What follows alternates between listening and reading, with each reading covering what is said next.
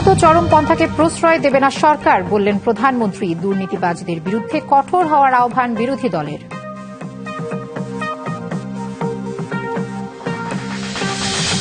নির্বাহী আদেশে নয়, বিচারিক প্রক্রিয়ায় নির্ধারণ হবে আওয়ামী লীগের রাজনৈতিক ভবিষ্যৎ। দেশে আসা মাত্রই গ্রেপ্তার করা হবে শেখ হাসিনাকে।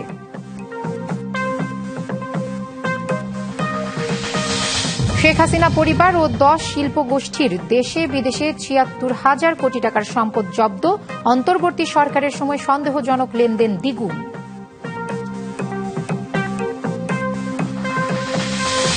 বৈরী আবহাওয়ায় পরীক্ষা না দিতে পারা শিক্ষার্থীরা চট্টগ্রাম বোর্ডের সাথে দিতে পারবেন।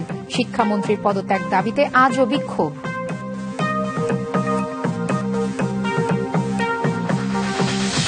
সংস্থাগুলোর সমন্বয়ের জটিলতা কাটাতে সিটি কর্পোরেশনকে নগর সরকারে রূপান্তরের চিন্তা। ঢাকাকে বাসযোগ্য নগরী গড়তে ঐক্যের আহ্বান ফখরুলের।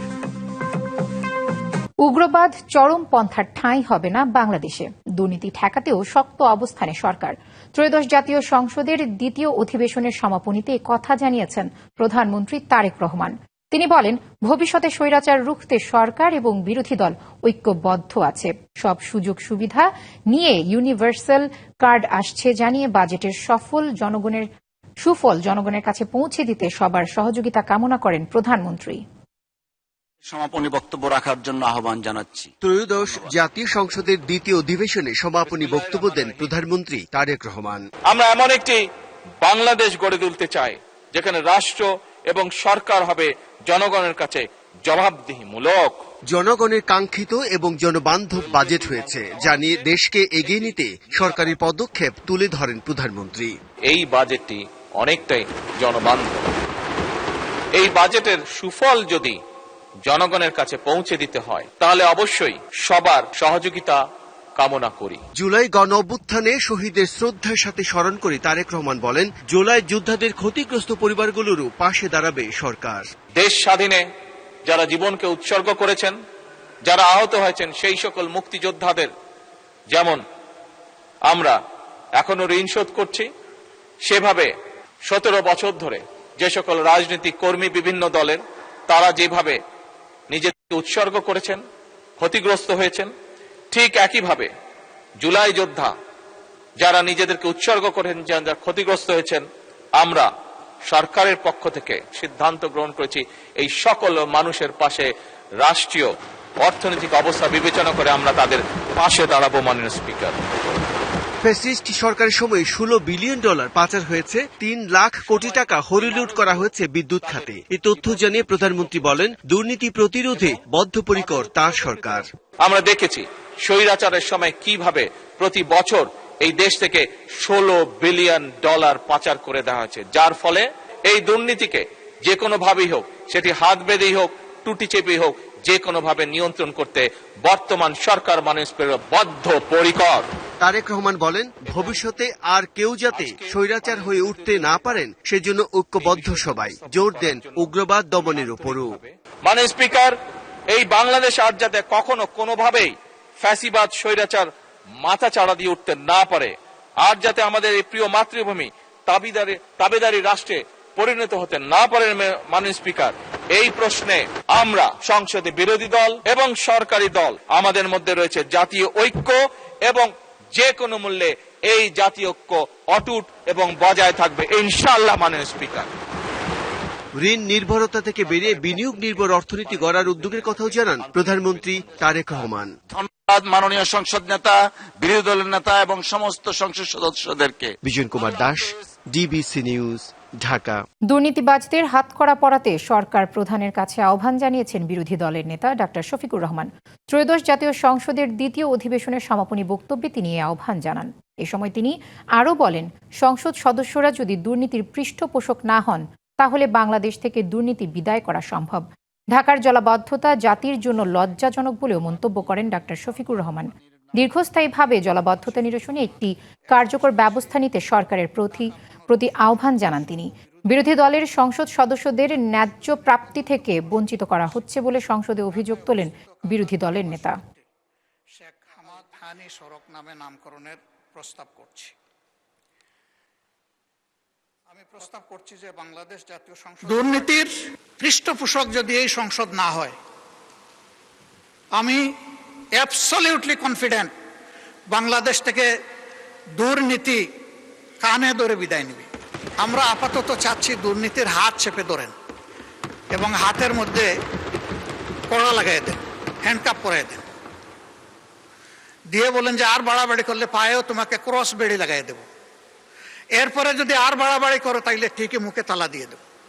স্কুল থেকে নীতি, নৈতিকতা আর মানবিক মূল্যবোধ নিয়ে গড়ে উঠলেই দেশ এগিয়ে যাবে, এমনটা বললেন প্রধানমন্ত্রী। শিক্ষার্থীদের মানবিক মানুষ হিসেবে গড়ে তুলতে শিক্ষকদের সহায়তাও চাইলেন তারেক রহমান। প্রাথমিক শিক্ষা পদক অনুষ্ঠানে এসব কথা বলেন তিনি। রাজধানীর বাংলাদেশ চীনমৈত্রী সম্মেলন কেন্দ্র আয়োজিত প্রাথমিক শিক্ষা পদক বিতরণ অনুষ্ঠানে যোগ দেন প্রধানমন্ত্রী। প্রাঙ্গণে একটি নিমগাছের চারা রোপণের মাধ্যমে দেশব্যাপী প্রাথমিক বিদ্যালয়ে বৃক্ষরোপণ কর্মসূচির উদ্বোধন করেন। এর মাধ্যমে একযোগে দেশের 65,000 স্কুলে 2 লাখ গাছের চারা রোপণ করা হয়। এরপর প্রাথমিক শিক্ষা কার্যক্রমের বিভিন্ন উদ্যোগ, উদ্ভাবনী কার্যক্রম ও গৃহীত পদক্ষেপ উপস্থাপন সহ স্টলে স্কুল ফিডিং, আনন্দময় শিক্ষা, ডিজিটাল শিক্ষা এবং ফাউন্ডেশনাল লার্নিং সহ বিভিন্ন কার্যক্রম ঘুরে দেখেন প্রধানমন্ত্রী।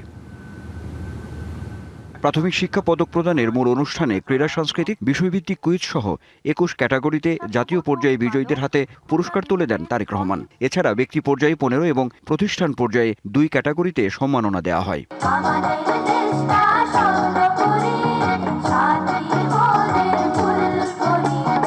শিক্ষার্থীদের অংশগ্রহণে বিতর্ক প্রতিযোগিতা সহ সাংস্কৃতিক অনুষ্ঠান উপভোগ করেন প্রধানমন্ত্রী। আনুষ্ঠানিক বক্তব্যে প্রাথমিক শিক্ষা নিয়ে নানা পরিকল্পনা তুলে ধরেন তিনি। বলেন, শিক্ষকদের বিশেষ প্রশিক্ষণের ব্যবস্থা করা হবে। বাচ্চারা যাতে ভালো খাবার খেতে পারে, যেটা তাদের জন্য পুষ্টিকর হিসেবে কাজ করবে, যেটাতে তারা এনার্জি পাবে, যেটাতে তারা শার্প হবে তাদের মেমোরি, সেগুলোতে আমরা কাজ করছি। আমরা মনে করি আপনাদের ট্রেনিংটা যত ভালো হবে, আপনারা তত আন্তরিকতার সাথে এবং তত ভালোভাবে আপনারা আমাদের শিক্ষার্থীদেরকে শিক্ষা দেওয়ার সুযোগ পাবেন বা আপনাদের জন্য সুবিধা হবে। ছোটদের দক্ষ ও মেধাবী হিসেবে গড়ে তুলতে ক্রীড়া সংস্কৃতিতে জোর দেন সরকার প্রধান। বলেন, ছোট থেকেই নীতি নৈতিকতা নিয়ে বড় হতে হবে।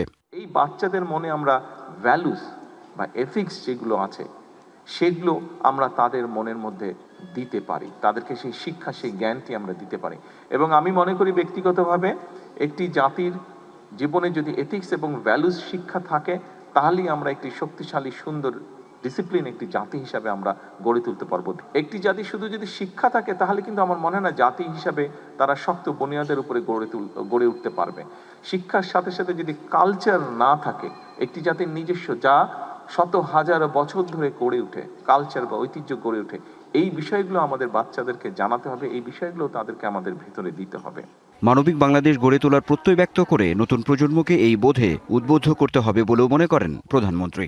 আমাদের এই যে ছোট কোমলমতি শিশুগুলো আছে, তাদেরকে আমাদের মানবিক মানুষ হিসাবে গড়ে তুলতে হবে। Anwar Hossain, DBC news, Dhaka.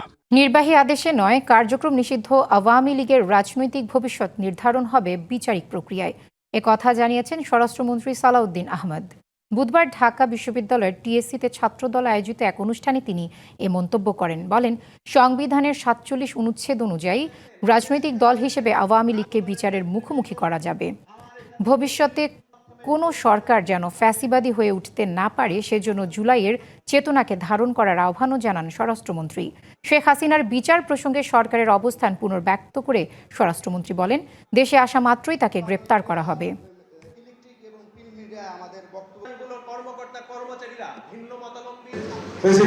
গণতান্ত্রিক আন্দোলনে যে ঐক্য গড়ে উঠেছিল, সেই ঐক্য যদি আমরা ধরে রাখতে না পারি, তাহলে কেবলই ফেসিবাদের ফিরে আসার পতন মুক্ত হবে। আজকে ফেসিবাদী স্বৈরাচারী হাসিনা একটি দেশে, তার অবশ্য নিজ দেশে যে আশ্রয় গ্রহণ করেছে, ওখান থেকে বড় বড় কথা বলছে। অনেকে বলছে মোর্দা কাফন ফুড়ে কথা বলছে, সেটা জায়েজ নাই। সে বলছে বাংলাদেশে প্রত্যাবর্তন করবে। আমরা তো তার প্রত্যাবর্তন চেয়েছি আইনানুগ ভাবে, এক্সট্রাডিশন চুক্তি অনুসারে। ইন্টারিম গভর্নমেন্টের সময় পত্র দেওয়া হয়েছে, আমরা তাগাদা পত্র দিয়েছি। আমরা চাই তাকে দেশে ফিরিয়ে এনে তার রায় কার্যকর করা হবে। সাবেক প্রধানমন্ত্রী শেখ হাসিনার পরিবার সহ দেশের 11টি শীর্ষস্থানীয় শিল্প গ্রুপের মোট ৭৬,০০০ কোটি টাকার সম্পদ জব্দ করা হয়েছে, যার মধ্যে ১৯,০০০ কোটি টাকাই ফ্রিজ করা হয়েছে দেশের বাইরে। আর ২০২৪-২৫ অর্থ বছরে শনাক্ত হয়েছে ৩০,১৯৯টি সন্দেহজনক লেনদেন, যা তার আগের বছরের চেয়ে প্রায় দ্বিগুণ। এসব লেনদেনের সিংহভাগ ব্যাংকিং খাতে। এসব তথ্য উঠে এসেছে বাংলাদেশ ফাইন্যান্সিয়াল ইন্টেলিজেন্স ইউনিট BFIUর রিপোর্টে। দেশের আর্থিক খাতে বাড়ছে অপরাধের পরিধি। বাংলাদেশ ফাইন্যান্সিয়াল ইন্টেলিজেন্স ইউনিট বা BFIU এর বার্ষিক সভায় প্রতিবেদনে বলা হয়েছে ২০২৪-২৫ অর্থ বছরের রেকর্ড ৩০,১৯৯টি সন্দেহজনক লেনদেন শনাক্ত করেছে, যা এর আগের অর্থ বছরের তুলনায় প্রায় দ্বিগুণ। অর্থ পাচার এবং দুর্নীতির মাধ্যমে লোপাট হওয়া সম্পদ পুনরুদ্ধারে আইনি তৎপরতাও বেড়েছে। এখন পর্যন্ত দায়ের করা হয়েছে ৯৮টি মামলা। এর মধ্যে ৯টি মামলায় অভিযোগপত্র দাখিল এবং 4টি মামলার রায় হয়েছে। প্রতিবেদনে বড় ধাক্কা মিলেছে সম্পদ জব্দের তথ্যে। সাবেক প্রধানমন্ত্রী শেখ হাসিনার পরিবার সহ দেশের 11টি শীর্ষস্থানীয় শিল্প গ্রুপের মোট ৭৬,০০০ কোটি টাকার সম্পদ জব্দ করা হয়েছে, যার মধ্যে ১৯,০০০ কোটি টাকাই ফ্রিজ করা হয়েছে দেশের বাইরে। প্রাক্তন প্রধানমন্ত্রী সহ যে আরও যে 10টি মোট 11টি যে আমাদের অগ্রাধিকার ভিত্তিক যে মামলাগুলি ছিল সেগুলোর পরিসংখ্যান হলো এটা। আমাদের এই পর্যন্ত ৭৬,০০০ কোটি টাকা আমাদের জব্দ করা হয়েছে। তার মধ্যে ৫৭,০০০ কোটি টাকা হলো আমাদের দেশের সম্পত্তির জব্দ এবং ১৯,০০০ কোটি টাকা হলো বিদেশের সম্পত্তির জব্দ। সংস্থাটির প্রধানের আশা, আন্তর্জাতিক প্রক্রিয়ায় পাচার হওয়া এই বিশাল অঙ্কের অর্থ দেশের অর্থনীতিতে ফিরিয়ে আনতে চলতি বছরের শেষ নাগাদ মিলবে বড় সুসংবাদ। যে সম্পত্তিগুলি পাচার হয়েছে এই সম্পত্তিগুলি পুনরুদ্ধারের জন্য আমাদের 2টি ধারায় আসলে আমাদের কার্যক্রম অব্যাহত আছে এবং আশা করা যায় যে এই বছরের শেষ নাগাদ আমরা ক্রিমিনাল প্রসিডিংস না বলে সিভিল প্রসিডিংসে আমাদের একটা ভালো একটা অগ্রগতি হবে এবং তার মাধ্যমে হয়তো বা সিভিল প্রসিডিংসের মাধ্যমে হয়তো আমাদের কিছু পুনরুদ্ধার হবে। পাচার করা অর্থ ফেরাতে ১৮০ দেশের সাথে BFIU এর সমঝোতা রয়েছে, আর MLA চুক্তি হয়েছে 2 দেশের সাথে। তবে পাচার করা অর্থ ফেরত আনার প্রক্রিয়া জটিল এবং সময়সাপেক্ষ। 2টা দেশের সাথে আমাদের MLA চূড়ান্ত পর্যায়ে আছে। Rifat Tasnova, DBC news, Dhaka. বৈরী আবহাওয়ার কারণে যারা HSC পরীক্ষা দিতে পারেননি তারা চট্টগ্রাম বোর্ডের সাথে পরীক্ষা দিতে পারবেন। জাতীয় সংসদে তথ্য জানিয়েছেন শিক্ষামন্ত্রী আনম এহসানুল হক মিলন। বিশেষ বিবেচনায় এই সুযোগ দেয়া হয়েছে বলেও জানান তিনি।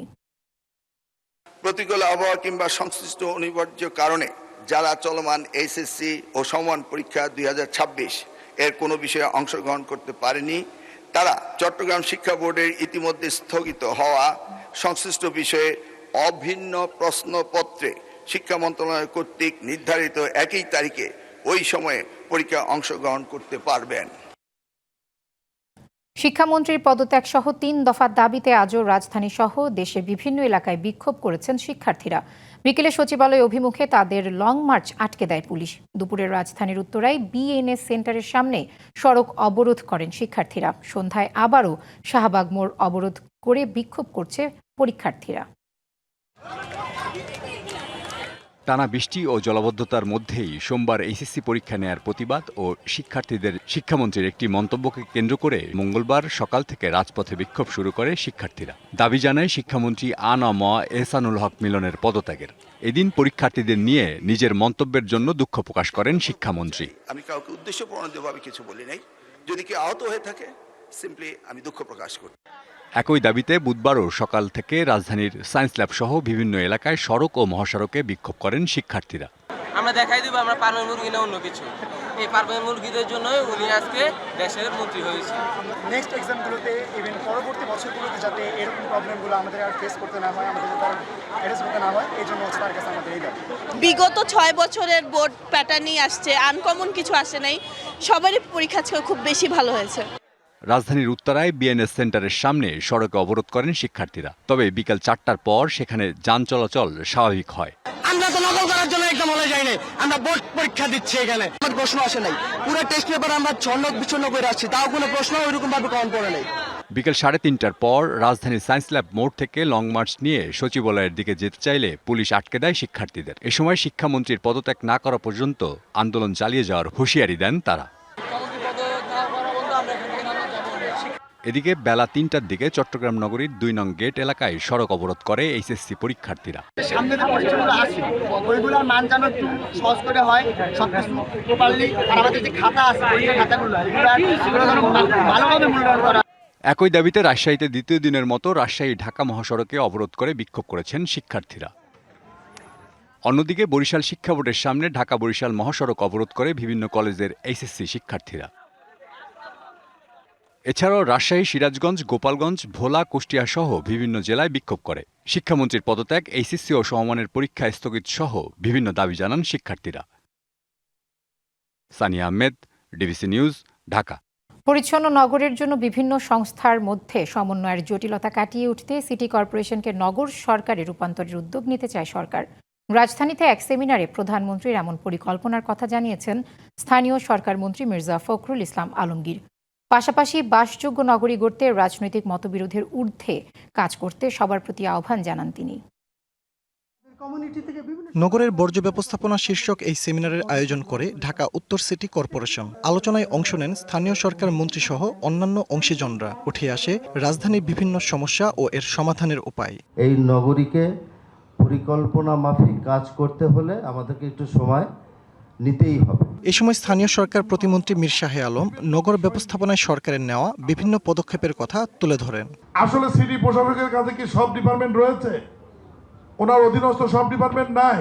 এই জন্য বাংলাদেশে দীর্ঘদিনের একটি দাবি রয়েছে সিটি গভর্নমেন্ট করা। সিটি গভর্নমেন্ট যদি সিটি কর্পোরেশনে হয় এবং এই সমস্ত অধিদপ্তর, বিভাগগুলি বা সংস্থা বা দপ্তরগুলি যদি আমরা সিটি কর্পোরেশনের অধীনে দিয়ে দিতে পারি, আমি মনে প্রাণে বিশ্বাস করি 100% সমস্যার সমাধান না হলেও আমাদের 70 থেকে 80% সমস্যার সমাধান হবে। প্রধান অতিথির বক্তব্যে স্থানীয় সরকার মন্ত্রী মির্জা ফখরুল ইসলাম আলমগীর বলেন, চাইলেই ঢাকাকে রাতারাতি বদলানো সম্ভব নয়। নগর পরিচ্ছন্ন করতে জোর দেন দলমতের বাইরে গিয়ে একসাথে কাজ করার ওপর। আমরা যে নিয়মটা ঠিক মেনে চলি তাহলে কিন্তু আমরা অনেক দূরে এগিয়ে যেতে পারবো। সবাই মিলে যদি চেষ্টা করি, অল অফ আস, ওই জায়গায় আমরা ওই আওয়ামী লীগ, বিএনপি, জাতীয় পার্টি, জামাত ইসলাম দেখতে চাই না। আমরা এই জায়গায় বাংলাদেশকে দেখতে চাই। ঢাকাকে ঠিক করবো নাগরিক হিসেবে। আমরা যদি এই সিটি কর্পোরেশনগুলোকে একটা গভর্নমেন্টে পরিণত করতে না পারি, সরকার হবে সে, এবং সেই নিয়ন্ত্রণ করবে অন্যান্য ডিপার্টমেন্টগুলোকে যেগুলো ঢাকা শহরের জন্য প্রয়োজন। তা না হলে এই সমস্যার সমাধান সহজে হবে না। আমরা এটাকে নিয়ে সিরিয়াসলি চিন্তা করছি। আমাদের মাননীয় প্রধানমন্ত্রীও অত্যন্ত সিরিয়াস। রাজধানীর খালগুলো দখলমুক্ত করতে না পারলে ঢাকাকে রক্ষা করা সম্ভব হবে না বলেও মন্তব্য করেন মন্ত্রী। ঢাকা শহর বেঁচে থাকবে কিন্তু এই নদীগুলোর উপরে। ফজলে রাব্বি, সৌরভ, ডিবিসি নিউজ, ঢাকা। চট্টগ্রামের ফটিকছড়ি উপজেলায় কাল সকাল সন্ধ্যা হরতালের ডাক দিয়েছে ফটিকছড়ি উত্তর উপজেলা বাস্তবায়ন সমন্বয় পরিষদ। নবগঠিত উপজেলাটির সদর দপ্তর যৌক্তিক স্থানে স্থাপনের দাবিতে এই কর্মসূচি। দুপুরে উপজেলার হেয়াকো বাজারে সংবাদ সম্মেলনে হরতালের ঘোষণা দেন কমিটির সমন্বয়করা। লিখিত বক্তব্যে জানানো হয়, দীর্ঘদিন ধরে ফটিকছড়ি উত্তর উপজেলার সদর দপ্তর যৌক্তিক স্থানে স্থাপনের দাবি জানানো হচ্ছে, কিন্তু এ বিষয়ে কোনো কার্যকর উদ্যোগ দেখা না যাওয়ায় হরতালের কর্মসূচি দিতে বাধ্য হয়েছেন তারা। হরতালের সময় ঢাকা, ফেনী, খাগড়াছড়ি আঞ্চলিক মহাসড়ক এবং ফটিকছড়ি, ফেনী, হেয়াকো সড়কে যান চলাচল বন্ধ থাকবে। তবে হাসপাতাল, অ্যাম্বুলেন্স, ফায়ার সার্ভিস, ওষুধের দোকানসহ জরুরি সেবা এবং শিক্ষা প্রতিষ্ঠান হরতালের আওতার বাইরে থাকবে। ফের উত্তপ্ত মধ্যপ্রাচ্যের দেশ ইয়েমেন। রাজধানী সানার বিমানবন্দরে হামলার ঘটনায় ক্ষোভে ফুঁসছেন হুতি বিদ্রোহীরা। বড় প্রতিবাদ সমাবেশ হয়েছে সানা বিশ্ববিদ্যালয়ে। এ সময় ইয়েমেনের ওপর সৌদি আরবের চলমান অবরোধ প্রত্যাহারের দাবি জানানো হয়। বিক্ষোভে উত্তাল সানা বিশ্ববিদ্যালয় ক্যাম্পাস। ইয়েমেনের সানা আন্তর্জাতিক বিমানবন্দরে সরকারি বাহিনীর বিমান হামলার প্রতিবাদে রাস্তায় হাজারো হুথি সমর্থক, শিক্ষার্থী ও শিক্ষক। বিভিন্ন প্ল্যাকার্ড, ব্যানার ও ফেস্টুন হাতে সৌদি আরবের বিরুদ্ধে ক্ষোভ জানান বিক্ষোভকারীরা। দাবি জানান দ্রুত অবরোধ তুলে নেয়ার। ইয়েমেনের উপর অন্যায় অবরোধ চলছে, এটি ভাঙতে আমরা যে কোনো ত্যাগ স্বীকার করতে প্রস্তুত। আমরা একটি স্বাধীন ও মর্যাদাবান জাতি, পৃথিবীর কাউকেই আমাদের অভিভাবক হতে দেব না। এর আগে সানার আন্তর্জাতিক বিমানবন্দরের রানওয়ে লক্ষ্য করে হামলা চালায় সৌদি আরব সমর্থিত ইয়েমেন সরকার। সরকারি বাহিনীর দাবি, ইরানের একটি বিমানের অবতরণ ঠেকাতেই চালানো হয় এই হামলা। এর জবাবে সৌদি আরবের দক্ষিণাঞ্চল লক্ষ্য করে পাল্টা ক্ষেপণাস্ত্র ছোড়ে ইরান সমর্থিত সশস্ত্র গোষ্ঠী হুথি বিদ্রোহীরা। তবে তা প্রতিহত করার দাবি করে রিয়াদ। সানা বিমানবন্দরে হামলার প্রতিবাদ জানাতেই আমরা এখানে সমবেত হয়েছি। আমাদের সশস্ত্র বাহিনীর যে কোনো সিদ্ধান্ত ও পদক্ষেপের প্রতি আমাদের পূর্ণ সমর্থন রয়েছে। এ সংঘাতের জেরে কৌশলগতভাবে গুরুত্বপূর্ণ বাব আল মানদেব প্রণালী বন্ধের হুমকি দিয়েছে হুথিরা। Rahanuma Farmin, DBC news desk. বিশ্বকাপে হাই ভোল্টেজ সেমিতে রাত 1টায় মুখোমুখি হচ্ছে আর্জেন্টিনা ইংল্যান্ড। ঢাকা বিশ্ববিদ্যালয়ের টিএসসিতে বড় পর্দায় এই ম্যাচ দেখতে এরই মধ্যে জড়ো হতে শুরু করেছে ফুটবল প্রেমীরা। সেখান থেকে আরো জানাতে সরাসরি যুক্ত হচ্ছেন সহকর্মী জাকারিয়া খান। জাকারিয়া, টিএসসিতে ফুটবল প্রেমীদের উন্মাদনা কেমন দেখছেন আর কি বলছেন দুই দলের সমর্থকরা, জানাবেন আমাদের।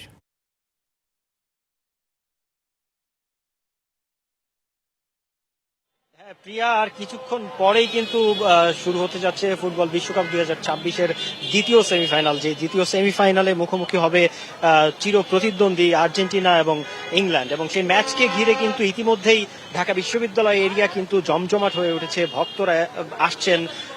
কিছুক্ষণ পরেই যেই বড় স্ক্রিনে খেলা দেখানো হবে সেই স্ক্রিনটি ওপেন করা হবে, সেটি এখন ওপেন করা হয়নি যেহেতু খেলা রাত 1টায়। তবে খেলার আগেই কিন্তু টিএসসি এবং এর আশপাশের অঞ্চল কিন্তু একটি উৎসবমুখর পরিবেশের সৃষ্টি হয়েছে। যে আপনারা দেখতে পাচ্ছেন যে এখানে অগণিত ভক্ত এসেছেন, তারা তাদের প্রিয় দলকে সমর্থন করছেন। প্রিয় দলের সমর্থনে কিন্তু তারা বেলুন উড়াচ্ছেন, জার্সি কিনছেন। এখানে কিন্তু জার্সির অনেকগুলো ভাসমান দোকান এসেছে এবং তারা শেষ সময় কিন্তু তাদের প্রিয় দলের জার্সিগুলো বিক্রি করছেন। আমি একটু কথা বলার চেষ্টা করব একজন ভক্তের সাথে। আপনি তো নিজে আর্জেন্টিনার সমর্থক। জি। তো কি আশা করছেন, খেলার ফলাফল কি হবে? আশা করি আমরা ইনশাল্লাহ জিতবো। তো পরিসংখ্যান তো একটু ভিন্ন কথা বলে, সেক্ষেত্রে আমরা এবার মনে করেন যে কটা ম্যাচ খেলেছে আমাদের ম্যাচ জোর হয়নি, আমরা প্রত্যেকটা ম্যাচে 3টা করে গোল দিয়েছি। তার মানে আশা করি আমরা আজকেও 3-1 বা 4-2 ইনশাল্লাহ জিতবো আর কি। আপনি বলতে আমি কখনো সেমিফাইনাল হারে নাই, কখনো সেমিফাইনাল হারে নাই, এবারও হারবে না ইনশাল্লাহ। যে আসলে আপনি কি আশা করছেন একজন ভক্ত হিসেবে? একজন ভক্ত হিসাবে ইংল্যান্ড ভালো দল আমরা মানি, তবে আশা করি আমরা আজকে 3-1 অবশ্যই জিতবো। আমরা জিতবো, এটা অবশ্যই আমরা জিতবো। আপনি কোন দলের সমর্থন? আর্জেন্টিনা। আমরা জিতবো আজকে, হিসাব হচ্ছে এটাই। আমরা আর্জেন্টিনা জিতবো ইনশাআল্লাহ। আপনার কাছে একটু জানতে চাই যে আপনি আসলে আর্জেন্টিনার সমর্থক, কি আশা করছেন? আর্জেন্টিনা আজকে ইনশাআল্লাহ ভালো একটা আমাদের খেলা দেখাবে। মেসি ভাই আছে, মেসি আজকে ইনশাআল্লাহ হ্যাট্রিক করবে, আজকে মেসি ভাই। আচ্ছা, আপনি তো একজন বিক্রেতা, আপনি এখানে জার্সি বিক্রি করছেন, আপনি কোন দলের সমর্থক? আমি এই দল করি বিদায় আমি এই দলের জার্সি বেচতেছি। কি আশা করছেন যে ফলাফল? আশা করছি আজকে জিতবো, আমরা 20 তারিখে ফাইনাল খেলবো। আচ্ছা, আমি আপনার কাছে জানতে চাই আপনি কোন দলের সমর্থক? আর্জেন্টিনা সমর্থক। তো কি আশা করছেন, কেমন? আজকে 3 গোলে জিতুম। 3 গোলে জিতবেন। আপনি একটু জানতে চাই ভাই আপনার কাছে যে কি আশা করছেন, কেমন? ওকে, আমি এক্সপেক্ট করি যে আর্জেন্টিনা যদিও প্রিভিয়াস গেমগুলোতে খুব একটা কনভিন্সিং খেলা খেলে নাই, তাদের অনেকগুলো দুর্বলতা দেখা গেছে, বাট আমি এক্সপেক্ট করি যে আজকে আর্জেন্টিনা তার চিরচেনা রূপে ফিরবে এবং definitely it's gonna be 3-1 or 2-1। আমি বুঝতে পারছি। আমি একটু আরেকজন বিদেশি সমর্থকের সাথে কথা বলার চেষ্টা করব। Love, just love. Do you learn any Bangla? Do you know any Bangla? No, I must learn. What do you expect? I expect the score 2-1. 2-1. আপনারা শুনছিলেন যে আসলে এখানে কিন্তু শুধুমাত্র দেশের বাইরে থেকেও কিন্তু অগণিত ভক্ত এসেছেন আর্জেন্টিনার খেলা টিএসসিতে বসে সরাসরি উপভোগ করার জন্য, এবং আর কিছুক্ষণ পরেই খেলা। তো আরো দর্শক আসছেন এবং ইতিমধ্যেই কিন্তু জমজমাট হয়ে উঠেছে, আরো কিন্তু উৎসবমুখর পরিবেশের সৃষ্টি হবে। তো প্রিয়া, রাজধানী টিএসসি, ঢাকা বিশ্ববিদ্যালয়ের টিএসসি থেকে কিন্তু আমার কাছে খেলার এতটুকু সর্বশেষ ছিল। প্রিয়া, ধন্যবাদ জাকারিয়া আপনাকে। ডিবিসি সংবাদ এই ছিল এখনকার মতো। ডিবিসি নিউজের সংবাদগুলো পড়তে ভিজিট করুন dbcnews.tv আর ভিজিট করুন ডিবিসি নিউজের ফেসবুক পেজ এবং ইউটিউব চ্যানেল। ডিবিসির সঙ্গেই থাকুন।